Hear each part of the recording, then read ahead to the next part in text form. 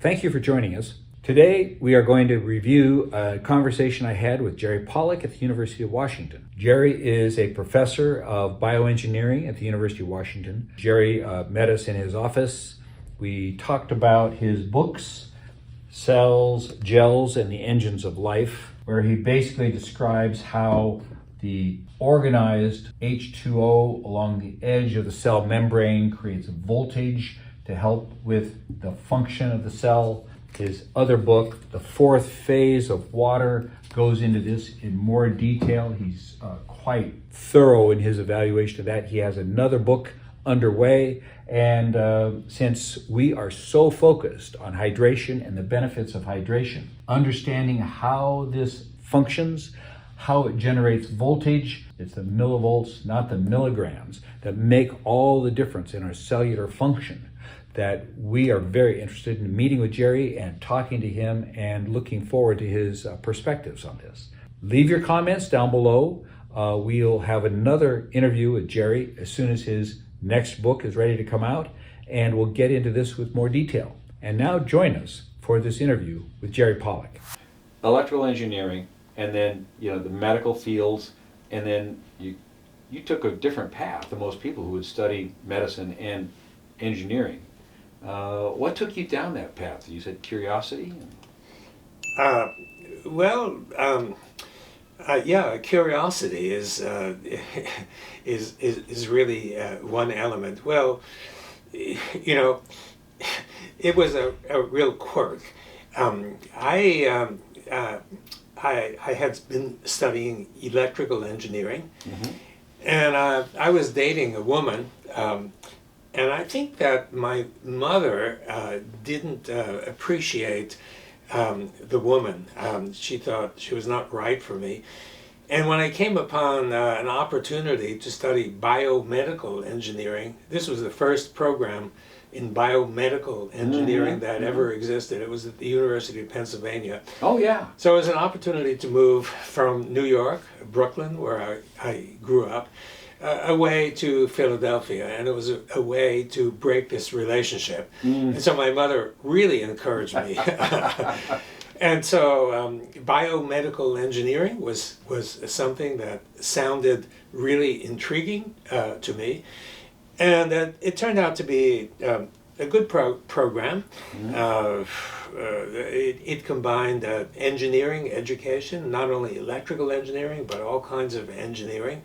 And it combined it with courses with the medical students. Yes. And courses that I would never have thought to take, organic chemistry, physiology, and such. One problem, the director of the program was an esteemed scientist. He had no experience whatsoever in academics, and I remember one semester I had so many courses. I think the number of course units was something like 26 or something, and typically today it's 16, 18, something like that. Yeah, it can be a heavy load, 16 or 18. Oh, yeah, and it was just impossible. And so I remember studying organic chemistry with the medical students, and the medical students are really good at memorizing stuff. Yep. And I am not so good at memorizing facts. I think I'm okay at thinking through logically, but memorizing is not my strength, and I did really poorly in that course. I had no time, 26 or so credits. At any rate, I took a lot of courses in a lot of different subjects, and when you take introductory courses, at least you learn the terminology, the language. You may not have expertise, but I've come to appreciate that so much of the expertise is not necessarily expertise, but learning some, quote, facts that may not be true, may not be valid. and it took me quite a few years to come to that realization. I remember once in the physiology class, learning about the kidney and how it worked. And I just couldn't get my head around it. They were talking about countercurrents, I read through and I read through multiple times. I can even picture the scene when I was reading through. I was sitting in the back of my newly purchased French car, Peugeot, and scratching my head, trying to figure out what they were trying to say in the chapter. And at that time, I thought everything in the textbook is correct. Right. How would I know otherwise? Yeah, I mean, it's a natural assumption. Everything is correct, and I'm just too stupid to be able to figure out. Well, I've come to a different position. Over the years, I've come to realize that nature is really simple. Nature operates, principle of Occam's razor about simplicity being really important. And if you read something and you have to scratch your head and read it 5 times before you can even still not really understand it, it may not be you that's the problem. It may be what's in the book that's the problem. Well, I don't know if it was you or maybe another source that observed that we are in a bicameral mindset. It's either yes or no, when in fact you get to questions like, is it living? Yes or no, when in fact maybe the natural reactivity of chemicals moving as they do in their predilections and whatnot, as they combine into larger scale chemical compositions, as they combine together into cellular compositions or even viral compositions, they are all a progression towards a lifelike activity that finally culminates in humans, organizational structures and all of that. And it takes me back to my organic chemistry days. I couldn't understand it either because I was not big at rote memory. I had a relationship with my electrons. I would pretend I was, a carbon or a calcium or whatever, and I knew where all my damn electrons were all the time because I knew if that was gone, I was going to do something entirely different again. And to this day, that process has stayed with me because I could relate. On a personal level, they made sense. Well, electrons are critically important, in biology. I guess it was Albert St. Georgi, the father of modern biochemistry, who was famous for talking about electrons and how important they were. And it's quite a pity that they're called negative because they're actually positive. They're good for our health. We absolutely need them. And I guess it was Benjamin Franklin who coined the terms positive and negatives for electrons and protons. Oh, really? I was wondering who to blame for that. Well, I think it's Benjamin Franklin. And if he had done the reverse, and it would have made a lot more sense. It would have made a lot more sense because electrons are critical. And if you have a friendship with electrons, a deep friendship, you're one step above the rest of us. And one of the concerns with the environmental degradation, with the carbon dioxide in the air, a huge portion of that is absorbed by the ocean, which becomes carboxylic acid, which lowers the pH, moving it to a much lower level, even so that the calcium carbonate formation of our shellfish is inhibited in many ways. So I mean, you were talking about earlier about the degradation of our environment and its damage to our health. Yeah. Maybe you could go into that a little bit too, what you've been able to discern from your studies there. Oh, well, okay, it's a long story, and I'm happy to start from the beginning. All right. Okay, so the beginning, I began my career studying muscle contraction. Oh, right, yes. Yeah, and the reason I started was in graduate school for my PhD thesis. I did some computer modeling of the heart. And the heart is muscle, and I, of course, became interested in muscle and the fundamentals of how muscles contract. So it was entirely natural for me to continue that as I I migrated to the West Coast and settled at the University of Washington. And nobody said you can't do that, so I, I did it. And I quickly developed a view that the prevailing understanding of muscle contraction was wrong. So it was put forth by a famous Nobel laureate. You might say a Nobel laureate among Nobel laureates. This guy was Sir Andrew Huxley. Oh, yes. Oh, so you know. Oh, yes, yes, yeah, yes. yeah. Sir Andrew.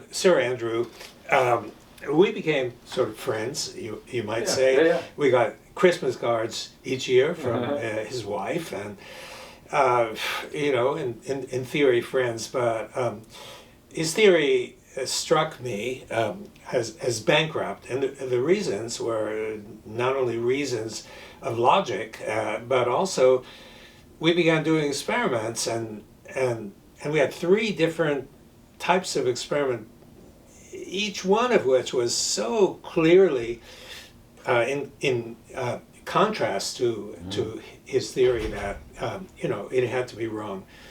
And I remember my first meeting with him in London, as I approached him, a bit nervous, and I wanted to show him our evidence, and he was quite the scientist. You know, we spent 3 hours together.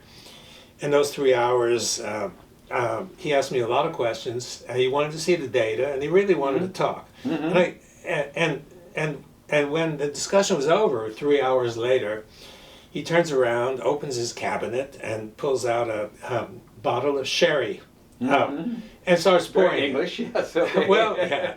And I think he was happy. He was delighted. It didn't matter that we were criticizing his theory. I came to realize that he must have been lonely, sitting in an ivory tower. You know, yes. I mean, look at the man, the Nobel Prize, knighted by the Queen, president of the Royal Society, master of Trinity College, Cambridge. An illustrious family, yeah. And of course, the illustrious family. And so when he walked into a room, there was a hush. It was like God has just entered, you know, and we have to pay due deference because, so there was total quiet once he walked into the room. And so his voice, his soft, modest voice carried the day. And so it was almost impossible to argue. It didn't matter what evidence you had, you know, the belief the deference you pay to royalty, and then they become isolated in the process. Well, that's exactly the point, isolated, and that's why I think he was really happy.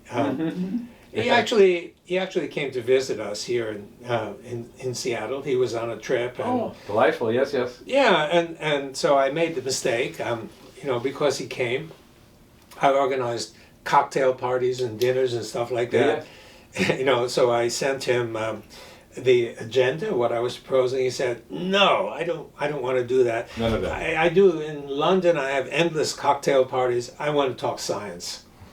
Amazing. Well, I was happy to hear that, so we had to quickly revise. Yeah. And, at any rate, you know, we had a nice, pleasant, ongoing relationship. I attended the same meetings that he attended, but you know, I got to say frankly, I had a tendency to try to avoid him because I didn't know what to talk to him about, what subject. You know, every experiment we did.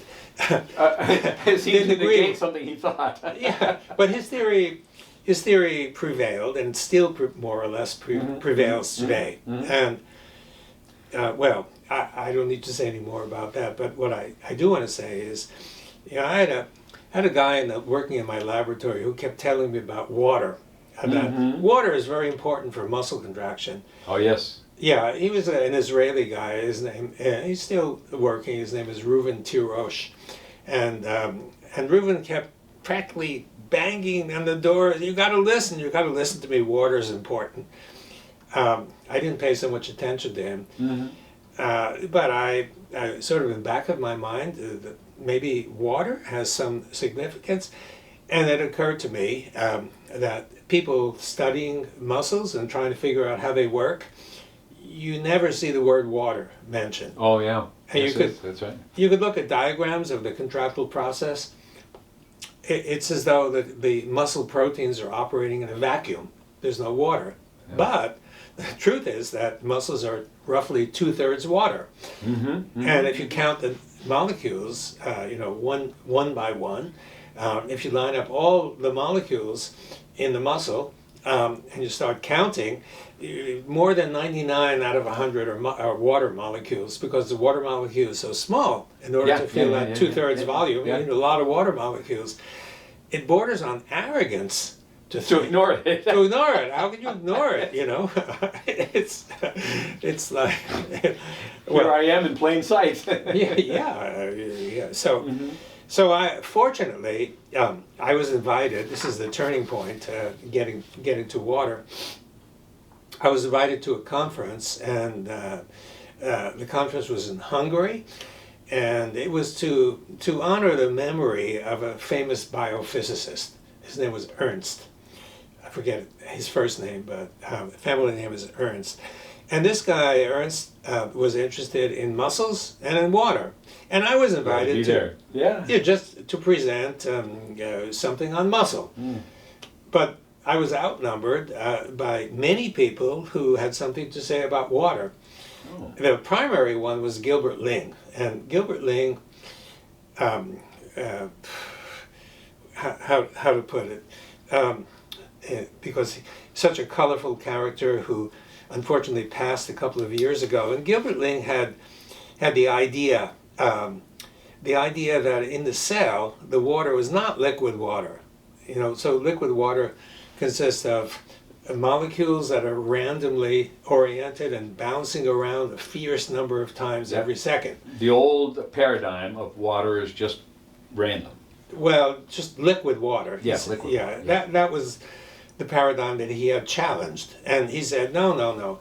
Inside the cell, the molecules of water are oriented, so he called it structured. Right, okay. So each molecule you could consider to be, for example, a dipole, that is plus at one end, a bean with a plus at one end, minus at the other end, and these beans would stack and line up like soldiers at attention.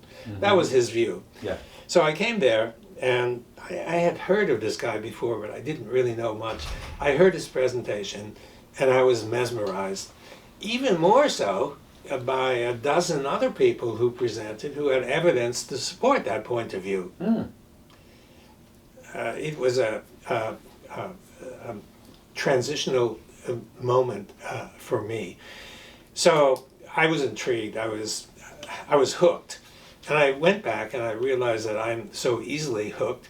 I wanted to test my love of this paradigm, to test it with some of my students. So I gave one of his books. By that time he'd already written 3 or 4 books. I think there were 7 by the time he passed.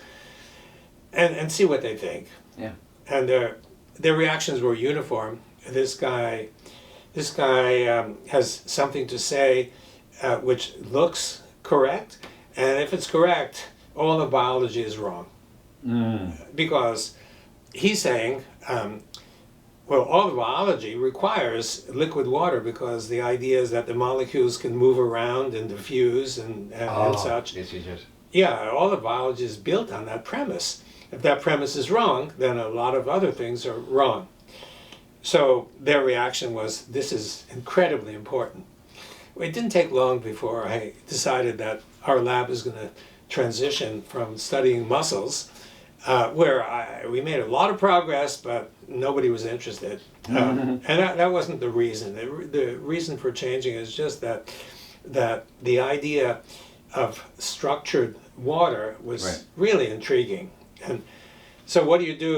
You got a laboratory full of muscle people.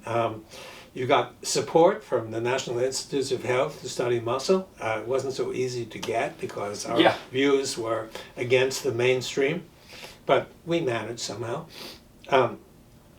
So I started by writing a book, and the book was the one... The Cells, Gels. Cells, Gels, and the Engines of Life. Yeah. And the purpose of the book was basically to showcase the work of Gilbert Ling. Now, Well, no, excuse me, but in that book, didn't you begin to identify how you had this liquid crystal matrix form, or was that later? well, you could call it a liquid crystal. The book had. You call it exclusionary zone water. Well, no, that came later. That came later. Yeah, right. And so, in a sense, what Gilbert was talking about was really like a liquid crystal because the molecules of water were ordered, Yeah. lined up. We found that was wrong a bit later. He was almost right, but not quite.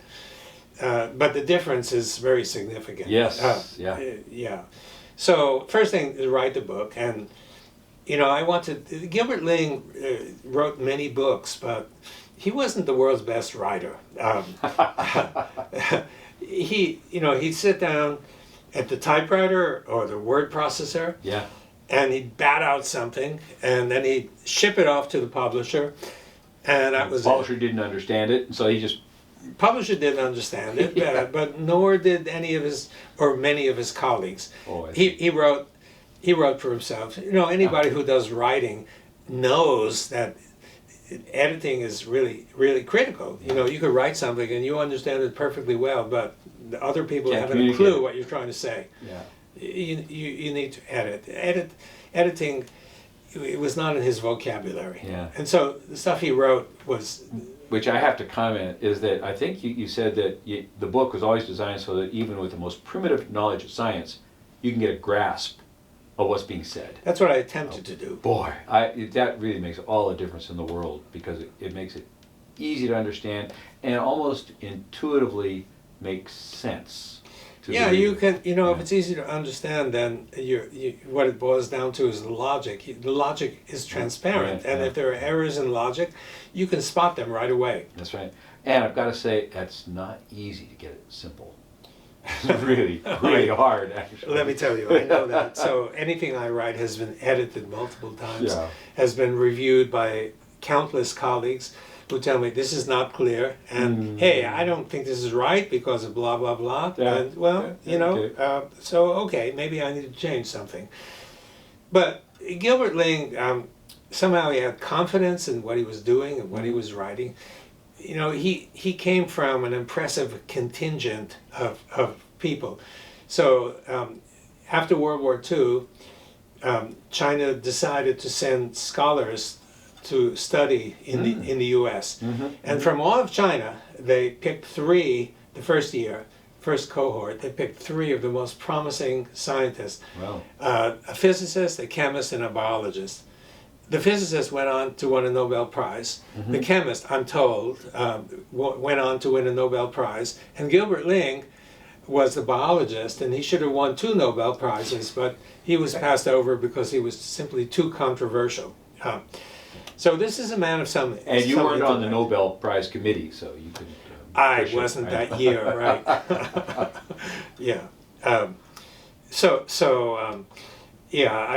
Gilbert was an intellect, but he also maybe lacked the sensitivity to understand that people were not as clever as he was, and that simply by sitting down at the word processor and batting it out, it didn't mean that other people could understand it. So the first half of the book went to describe what Gilbert Ling, my understanding of what Gilbert Ling was trying to say. Gilbert hated it. I thought he might like it. Oh my goodness. He complained, I think I stole his thunder. Is really what it was. And he was jealous. A lot of that. And there were some incidents, maybe I shouldn't discuss them publicly, but it was not pleasant for me. I tried for a decade to win his favor, and I finally did. And so good for you. There was a hiatus where we were enemies, and finally, when we discovered the long-range ordering of water or structuring of water, really, really clearly, he was in the audience. He stood up and said, "This is absolutely fabulous." He was jumping up and down. That was when you came to the configuration of the easy water. No, it was just demonstrating demonstrating experimentally that water, that next to certain surfaces, that water was ordered. Okay, yes. That's what he liked. And it had an electrical gradient. Well, Electric yeah, we potential. found many things, including that Yeah. gradient, but that didn't impress him. What impressed him is that he was the one who was waving the flag of ordering of water. Okay. And we could confirm that the water was in some way ordered. Okay, He was interesting. very happy about that. So I think you always talk about the delicate balance between irreverence and solid conventional science. And so maybe the irreverence got him a little irritated, but the conventional science eventually won out. Well, I don't know if it won out. In his case, it won out because he became reviled by the establishment, and they thought he was a crackpot. It's easy to wave the flag of crackpot. You don't have to say anything. Yes, All you yes, need to say, "Oh, this is nonsense," and if you have a distinguished enough reputation, people will believe you.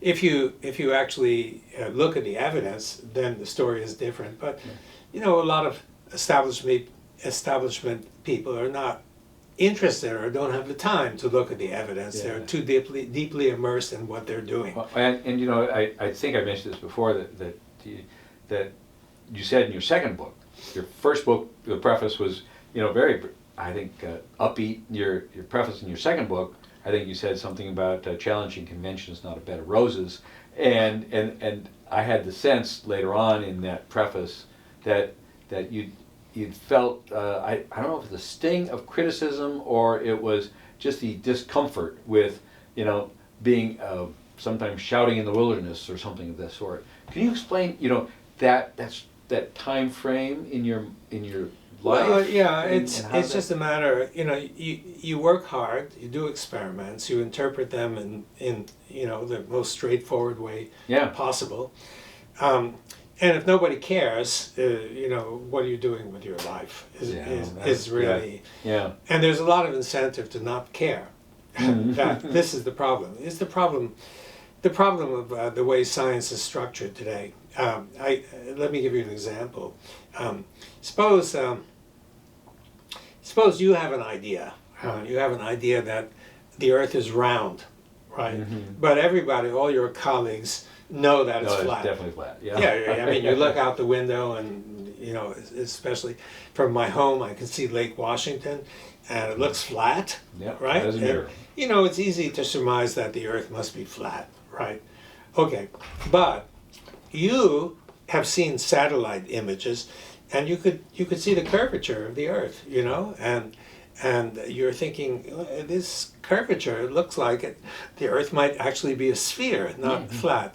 And you test your idea by getting on the plane at SeaTac Airport, heading west, and you land in Tokyo, and then you take off again, and you land in London, and you take off again, and you land in New York, and you take off, and you come back. You come back. So you're thinking, if it's flat, how could I come back to the same point? Okay, and so you're thinking, this is pretty important. Everybody around me thinks the Earth is flat, but I have preliminary evidence, is what it's usually referred to as, that it's round. So what do? You go to, say, the National Science Foundation, and you say, I have some preliminary evidence that the Earth is round, even though everybody knows it's flat. And you want to get money to study it because you don't have any money, but in order to hire somebody to help you with the experiments, it costs money. You got to pay a salary. Everybody needs to eat.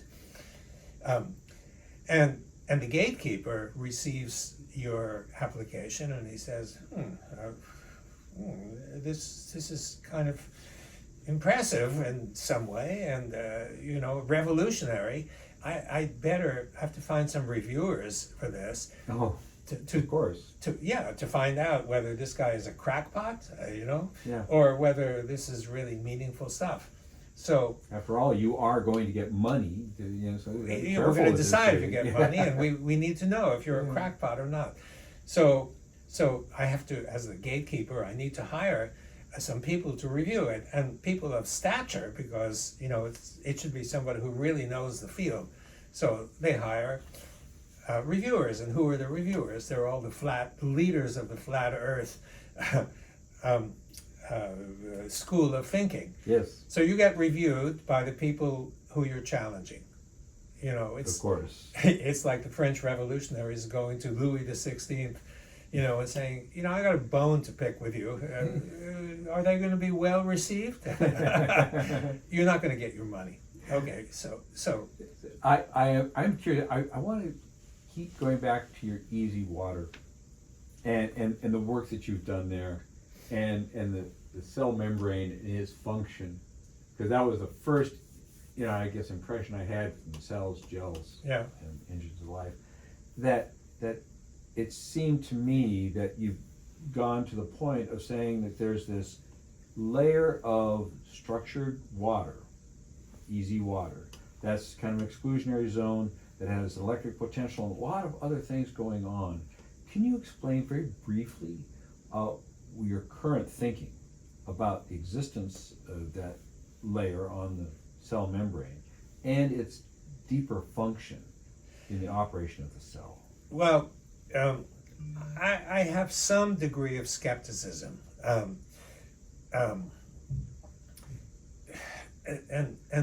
the reason, how to respond to your your question, briefly. You devoted your career to this. Well, subject. not exactly to the issue of the cell membrane, but a lot of features of the cell membrane don't work or don't fit. Yeah. And I'm not sure which one to talk about.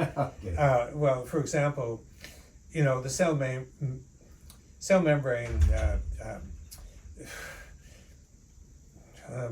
When I went to school, it was called the cell wall. Well, yeah, in plants, it's a cell wall. Yeah. It's a cell membrane. Okay, well, let me tell you one study.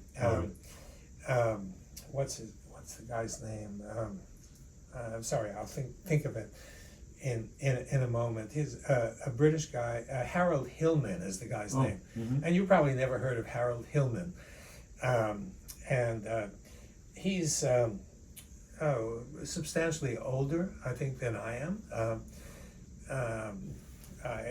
I'm not sure if he's still working but anyway, he has one really interesting study about the cell membrane. He doubts the existence of the cell membrane. Well, he doubts it even exists. Yeah, he says an artifact of electron microscopy. Interesting. Well, Interesting. yeah. So just think about. I'll tell you his what the basis for his doubt, or one element of the basis. So let's say the cell is a sphere, okay, and the inside is like gel-like cytoplasm, and it's got a membrane, and the evidence for the existence of a cell membrane is largely electron microscopy, because you take a slice, a thin section of a cell, and you look at the edge, and you can see these two lines that are running all around the cell. Right. Okay. And you say, well, this is, obvious evidence for the existence of cell membrane. Yeah. And there's another interpretation that this is an artifact of electron microscopy, because to prepare an electron micrograph, you go through 6 or 7 steps with various chemicals and procedures, and you don't really know what they do. So he did a test, and what he did was I'm not sure if he did this himself or he referred to the literature. The point is, he said the spacing between those lines is constant. You see the same spacing in many electron micrographs. It's I think 10 nanometers or something like that. But now think about it. Suppose this 10 nanometer double lines, 10 nanometers in between. Suppose this existed all around as a sheath. Now, if you take your slice of a cell, we're now talking of a spherical cell. Right. If you take it in the middle, on the equator, okay, you get that value. But suppose you take a slice that's near one of the poles. Right.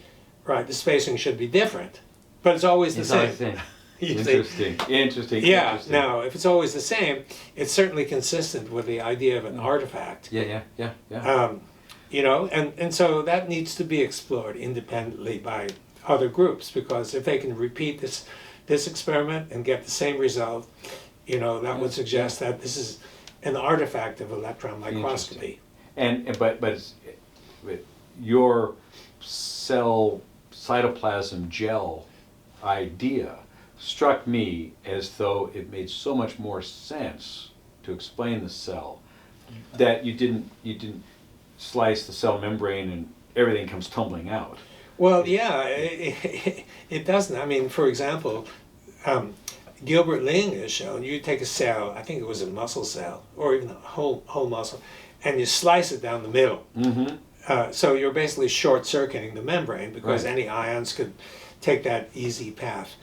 And it was shown that no membrane regrows. So this is a cut, and the cut, it remains open. The short circuit remains, but the electrical potential inside the cell maintains itself for, I think, 8 hours or something like that, with no change. My goodness. So My goodness. how do you explain that? And then and then there's the issue, and another, you got me going on this. The issue of what's the sorry, word escapes me, but you punch holes in the cell membrane electrically, Right. and you put genetic material on the outside, and so and the genetic material gets into the cell because the cell now reflects the presence of that new genetic material. So obviously it's managed to get in.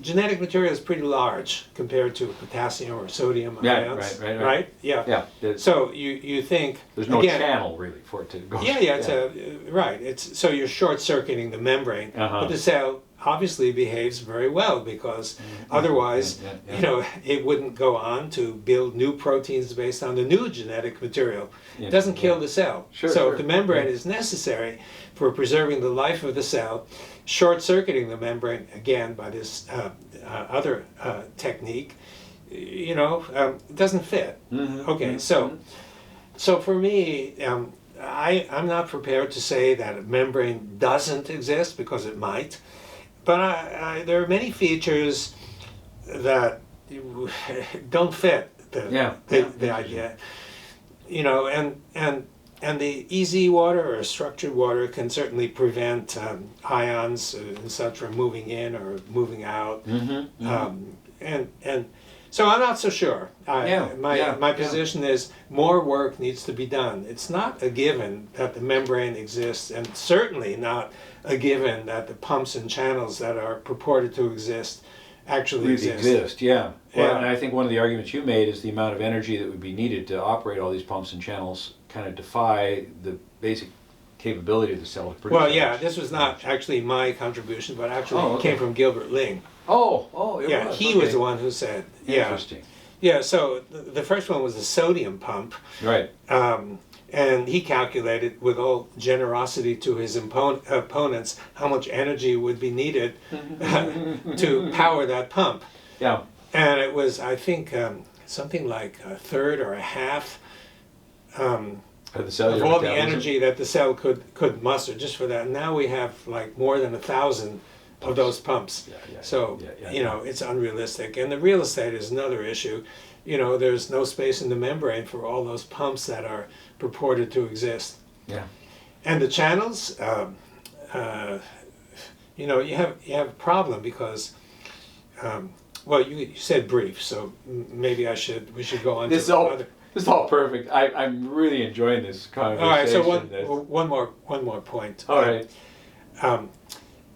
Right now you have one of my former students who went on to study ion channels told me that there are well over 1,000 different ion channels, each one specific to a particular ion or substance. Okay, now just think of the channel that's specific for the biggest ion or solute. okay, a big channel and a basketball that runs through. Okay, so if it's specific for the basketball, when it opens to let the basketball through, what prevents it from allowing the golf balls to go through? Sure. And Ad nauseum, yeah. ad nauseum. Yeah. Each one for each channel, the same thing applies. And logic says this is ridiculous. Doesn't make any sense. Too complex an explanation. Or there's no explanation. There is an explanation did appear for the difference between sodium and potassium. It's a complicated explanation, but it's not just sodium versus potassium. Well, it's 1,000 different substances. Would you enlighten me a little bit then? Does easy water fit into that I guess conundrum of the channel or replacing the channel It explanation? does, precisely, because easy water is negatively charged. Right. Now, if your cell is filled with easy water, it's going to have negative electrical potential, because it's like taking a shopping bag and filling it with negative stuff, and you stick an electrode in, it's going to read negative. Yeah. Very simple. You don't need channels, pumps, whatever. It's just it's a natural consequence of the cell being filled with negatively charged easy water. All of your cells are filled with easy water. So easy water differs. You didn't ask me, but it differs a bit from what Gilbert Ling was talking about. Well, right. Yeah, we found it's a hexagonal or honeycomb sheet, and the sheets stack one by one, and many of them stack together, giving you what we call the exclusion zone.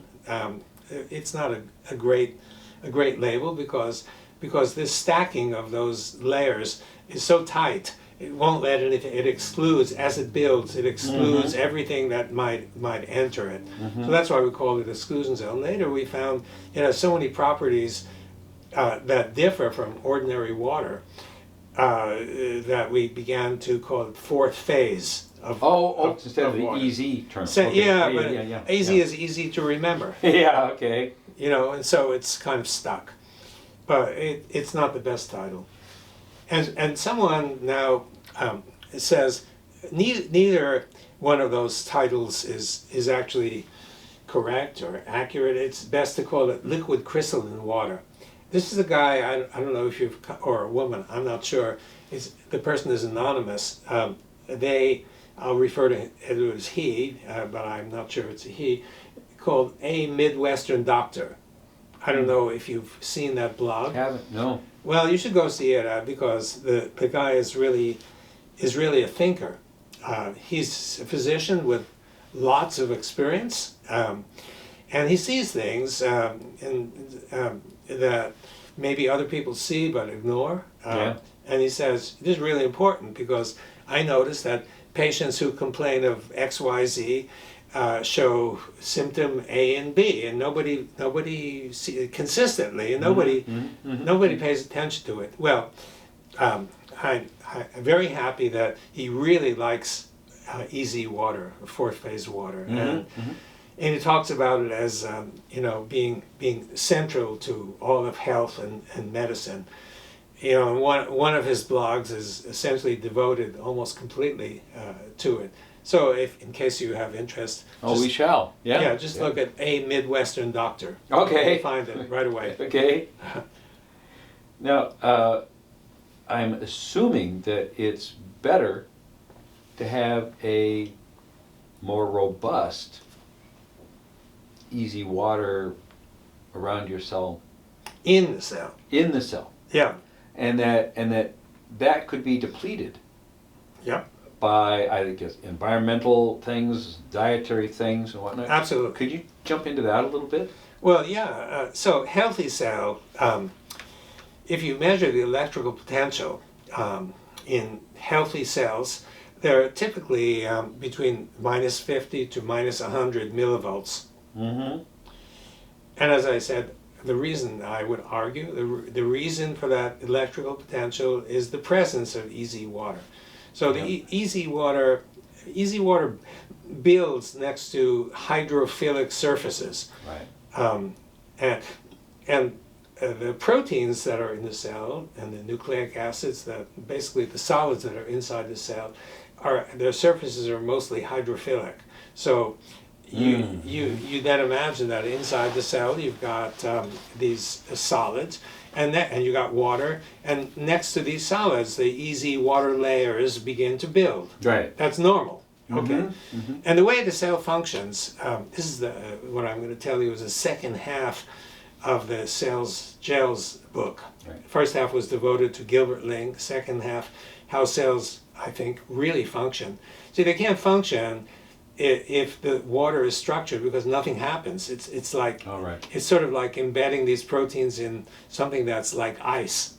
And nothing moves, it's stable. When the cell goes into action, what happens is that the water undergoes a transition from fourth phase water to ordinary liquid water. Okay. And that's when things begin to happen. That's the trigger for events. And then after the event meaning like a contraction of a muscle or secretion of a secretory cell or transmission in a nerve cell, after that happens, the cell reverts to the water structure. And now, by the way, I didn't know that when I wrote the book. Now we know that the structured water has negative charge. So if you think about this transition that I just told you about, the transition that brings on the action, the transition means that the negative potential must go to zero potential if the water, and then back again, and that's the action potential. Yes. And in other words, it's the millivoltage that seems to drive everything. It moves. That's right. Yeah, and I argued and continue to argue that the cell is rather than a chemical machine, it's an electrical machine. Yes. And I know you have the same point of view. Yeah, there's so many things that are electrical that it's not just because I have an education in electrical engineering, but that charges, and you said electrons at the beginning, I think you were right on, they really matter. They matter so much. And modern cell biology, may take into account somewhat the electrical nature of what goes on in our body, but they really don't focus on that. I think they need to. So if we inundate our body with, let's say, very acidic foods, or even, I guess, soda pop or whatever, things like that have really strong positive millivoltage, does that affect the environment for the cell structure? Well, it should. We haven't tested that. No, okay, But I mean, it logically makes some sense. The logic makes sense that you don't want. Well, take for example cosmic rays. They consist of either both protons and alpha particles, which are all positive. Right. They bombard us, and why do they exert a negative effect? Well, we're receiving positive charges, and positive charges impair compromise the easy water, which typically in our body has negative charge. Right. So if you want to build, we found in experiments, there's a very simple way to build easy water, or fourth phase water. You stick 2 electrodes in the water and you pass current, and we found next to the negative electrode, a zone builds, a zone of easy water. Right. Just pass electrons into the water, and that happens. And the same thing applies to all of us. If we somehow receive negative charge, whether it's through food or drink or the environment, we'll be better. Yeah. And anything that that builds easy water is going to be beneficial to our health. The reason is that, as I said, the cell undergoes a transition from structured to ordinary liquid water and back to structured again. But the structured is negative. So if we want to build enough structure to allow this transition to occur, we need negative charge. Yes. Or we need some other way to build easy water. And that allows us to actually carry out all the activities that the cells do all the time. I think so. That we call life. Yeah, well, exactly. Yeah, life. Yeah, it's totally the case. Yeah. So negative charge, yeah, and positive charge is not good for health. Yeah. Yeah. Again, I revert back to Benjamin Franklin. If he called electrons positive instead of negative, then, you know, Things would make a lot more sense, wouldn't they? it would be easier to articulate. You know, there is an old saw about early stage companies, and that is that the first decisions that they make, they have no idea what kind of effect it's going to have later on in the enterprise, but inevitably they do have an enormous effect much later in the enterprise. I could imagine. Yeah. Yeah. Same thing with Benjamin Franklin and his decision. How could he Is it know? positive or negative? Yeah. How could he know? Well, you know, that brings me, well, I maybe shouldn't introduce, you know, I have 2 books coming. Oh yes, I want to find out about those. Well, if I can talk about those if you like. Yeah, let's do that. Let's do that because I'm very curious. Your last book was 2013, and it was kind of like 12 years between cells, gels, and then the 4th phase. It seems like kind of A 12-year interval. yeah, another time for another book. You know, there's a lot of thought that goes into each book. I bet. A lot of editing goes into each book. A lot of reviews by outside people who I trust goes into those books. And right now, most of all, 2 books are just about ready. And the limiting factor is my son. My son is the artist of my book. He's a really talented professional artist. And his stuff is unique. Unfortunately, he decided to become the general contractor on a home remodel, his home remodel. Yes. He thought it would take 6 months to a year and save him a lot of money. It's been 3.5 years, and he's just about finishing. Did his marriage survive? So far. Oh, good. Well, he's doing better than I almost. Well, this is in my remodel. Yeah. Oh, you did the same? Same thing, exactly. Same thing. Well, I it takes so empathize. long. Yeah. And it was on Vashon Island. It took longer, I swear. Oh, well, sorry about that. But yeah, so it's been 3.5 years Wow. or so, and he hasn't been able to do any artwork. So for the 2 books, the artwork is 2/3 or so complete. Well, do you have a title for one of the 2 books? Or Well, both? yeah, the next book is called something like Charged. Oh, interesting. And then the subtitle is The Unexpectedly Profound Role of Electricity in Nature. That I am tantalizingly intrigued. That is going to be really, really interesting. Well, it depends on your point of view and whether you accept what I have to say in the book. You might not. Just Okay. I'll give you a sampling. Please. I've got 4 chapters on weather, starting from first principles. How do you explain? Well, not only what you mentioned, you know, why the clouds are staying up there, but also how do you explain a hurricane and the typical characteristic feature of a hurricane? What turns on the rain? You know, as you know, we have lots of clouds in the wintertime in the Northwest. Sometimes it rains, sometimes it doesn't rain. Yeah. Who flips the switch? Yeah. Et cetera, et cetera. To dump tons and tons of water all of a sudden. Yeah. Yeah, and how do you explain a twister? So, et cetera, et cetera. Starting from first principles, you know, Interesting. you can't find anything that starts from first principles. If you look and try to understand the weather based on what you can read on the internet or even specialized publications,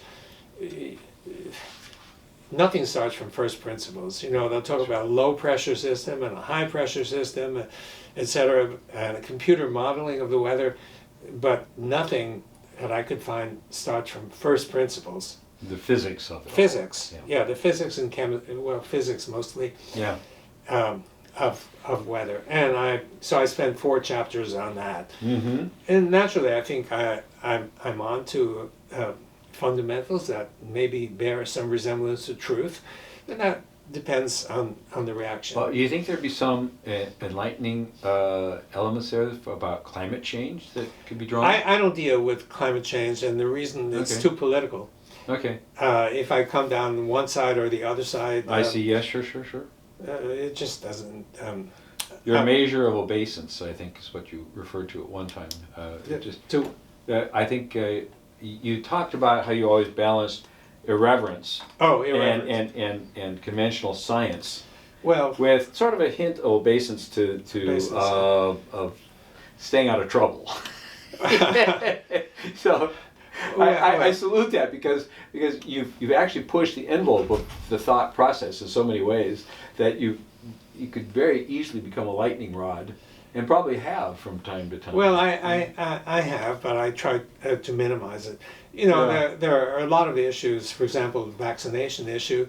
There are 2 sides to it, and if you take one side or the other side, you get beaten by half the people. So, yeah.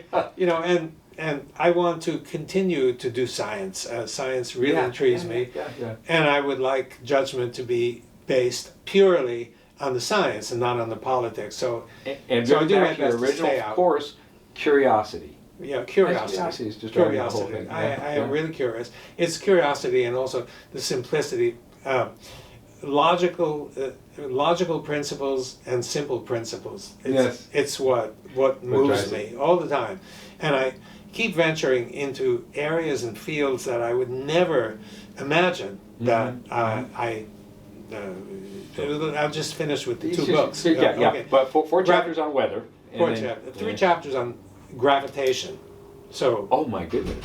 Well, you know, you think we understand gravitation. If I ask you about gravitation, you'll say, "Oh, that's pretty easy. You know, one mass attracts another mass, and that's why you're sitting on the chair and you're pulled down to the earth." But it doesn't always work. It works a lot of the time, roughly, but I cite 6 different examples where it doesn't work. So, like difference in the gravitational constant, summer versus winter. Oh, it changes? It changes. Oh, I'll be darned. Difference during solar eclipses. You know, it doesn't make sense. And also the issue of dark matter, which was essentially invented as an expedient to explain why it doesn't fit ordinary gravitational theory. You know, so you invent some more mass by calling it dark matter, and that mass is 10 times the existing mass to make it fit. You always wonder, where did that come from? It came from someone's imagination. That's where There's it came from. no independent evidence that I know of for that. Okay, so that's a few chapters on that. How do we explain atmospheric pressure?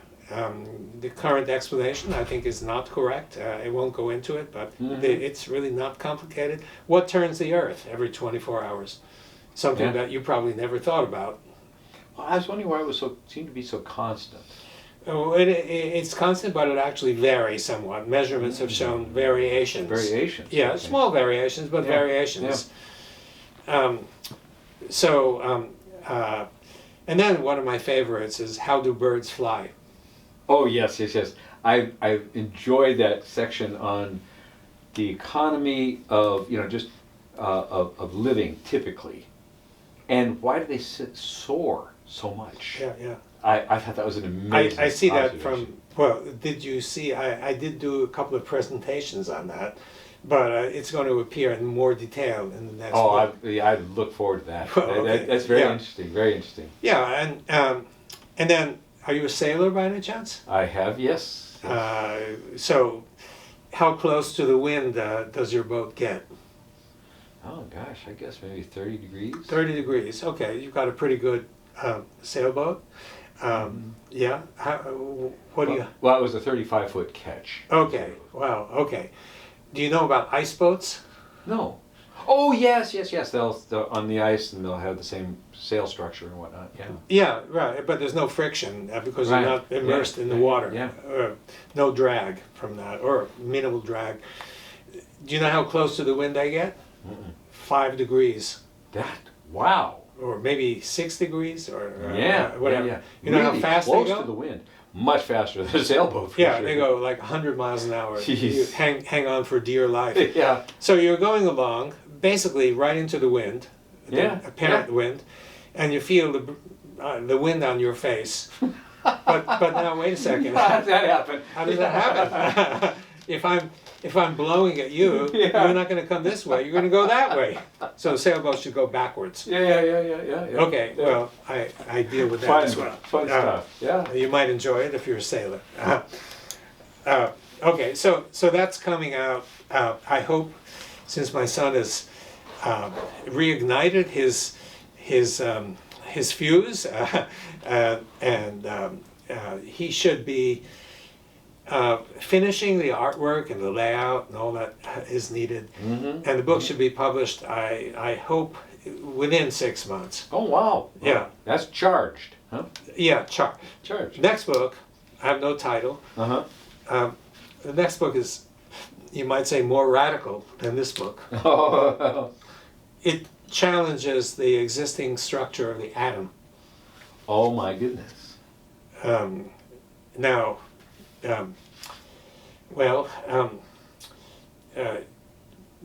almost everybody learns in middle school that the atom looks like the solar system, Right. Yeah. with The old Disney thing. Yeah. right, and electrons are circulating around, and the nucleus contains protons and neutrons, but you know that's been modified by quantum mechanics, because the model. Why has it been modified? Because the model didn't exactly fit. So additions need to be made. Subatomic particles need to be need to be included. Yeah. Otherwise, to make it work, Yeah, yeah. Because so you think, well, a model that requires, how many subatomic particles are there now? 30 or more than that. Something that each year requires the addition of more subatomic particles, you'd think, oh, I'm not so sure that this is a good theory. Because usually if you have a good theory, not only does it explain what you hope to explain, but a lot more things fit into it if you're right on track. This is the opposite. Yeah. But that's not the reason I challenge it and come up with an alternative model. The reason for challenging it is middle school considerations. So think about the nucleus, right? The nucleus contains protons and neutrons. Right. Right? Neutrons are neutral. Protons are positively charged. So there's a lot of tendency for it to want to fly apart. It wants to fly apart. So, it wants to explode. And, physicists recognized this almost 100 years ago, and they created something called the strong force. Yes. The strong force is like a glue that has just the right characteristics to keep it from flying apart. There's no independent evidence for the existence of this force. It's just that it has to be, if you assume the model is correct, then you must have this glue. Otherwise, the model doesn't work, But there's no evidence, no independent evidence for this special. And the strong force is very precisely, but it's never been measured. Has precisely the right characteristics. What I mean is, there's no independent evidence for the existence of a strong force. It's just that everybody assumes, not only does it exist, but it's one of the fundamental forces of nature, because without it, the model that we assume is correct won't work. Yeah. But there's another one that's maybe even more serious. It's not complicated at all. Nucleus is positive, electrons are negative.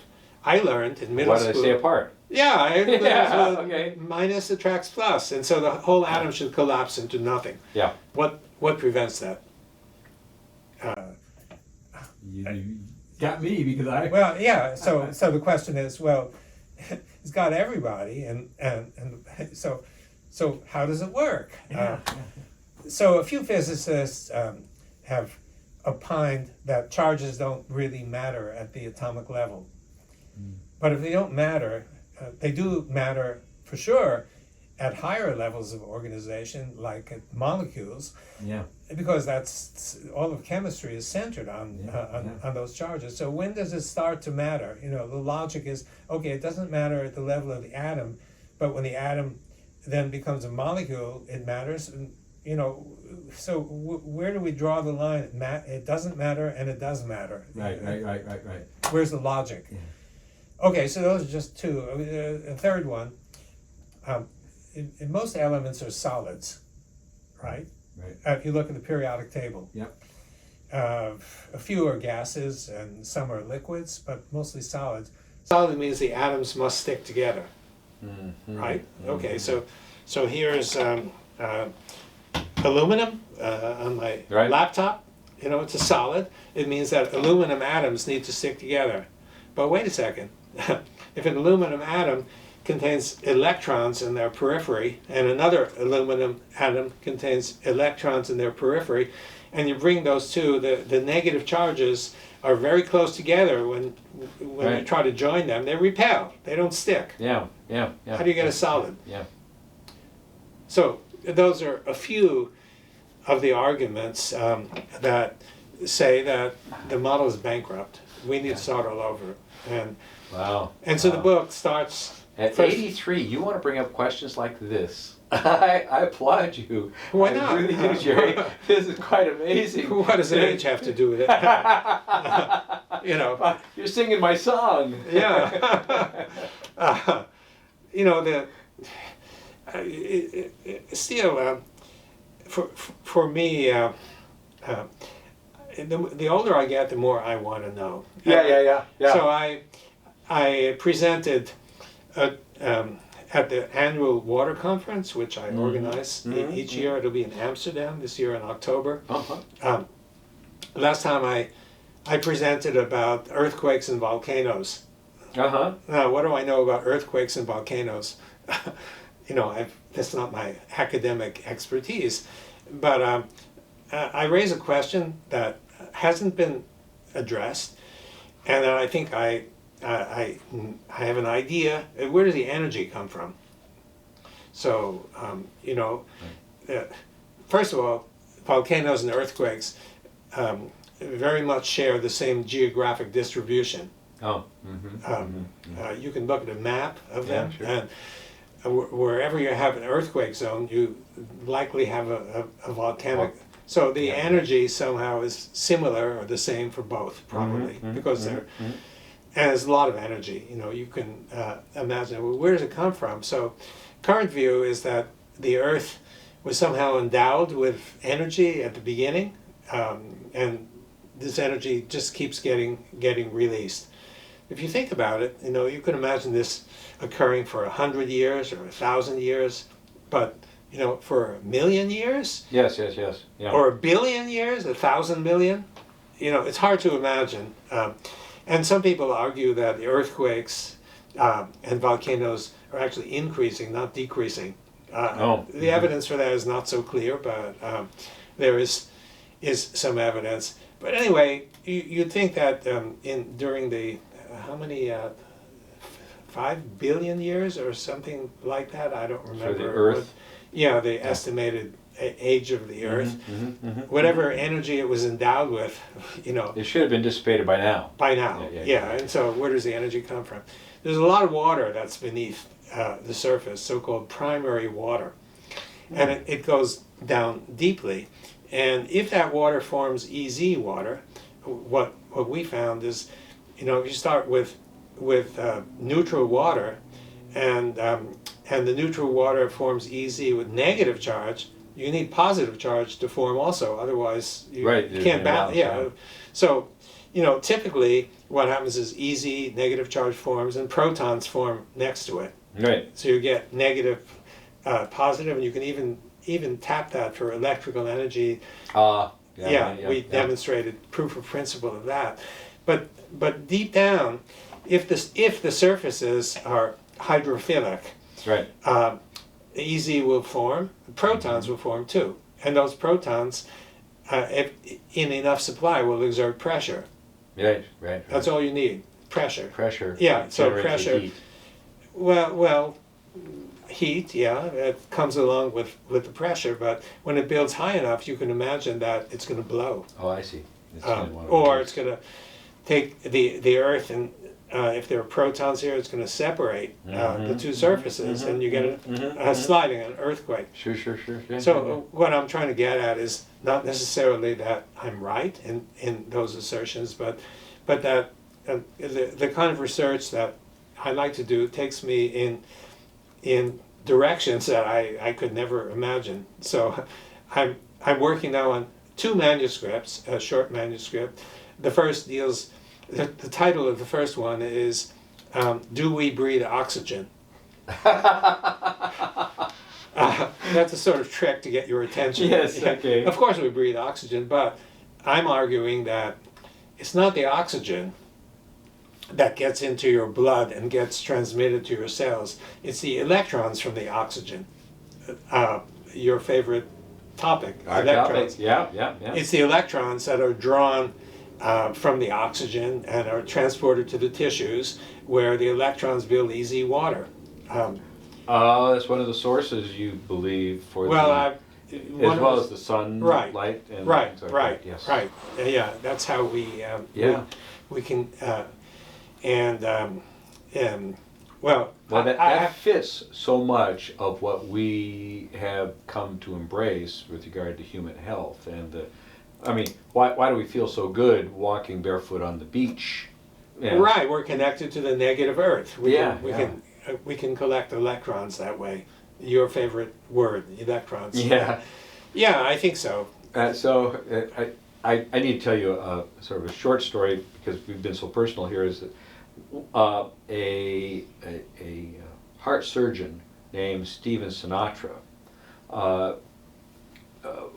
began to be less enamored with the medical profession and all of its approaches, and he came to us with a problem. One of his horses, who he loved dearly, was kind of getting along in the tooth, I guess, or he was no longer studying. Yeah. And so he asked if this negatively charged NION, if we thought it might help his horse. The negatively charged what? The product we call NION. It's a granule that we put into the horse's feed, and it had it's about 330 millivolts of negative energy that's released over about 90 minutes when it gets in the body. And the horse made a 180 degree turnaround. He was out in the field enjoying life, studying again, and Stephen Sinatra became a big advocate for this, I guess, negative electric potential being introduced to the body to revitalize and extend. How interesting. Yeah. And so he became a huge fan, and then some of the people doing research in our office became so impressed they started taking it too.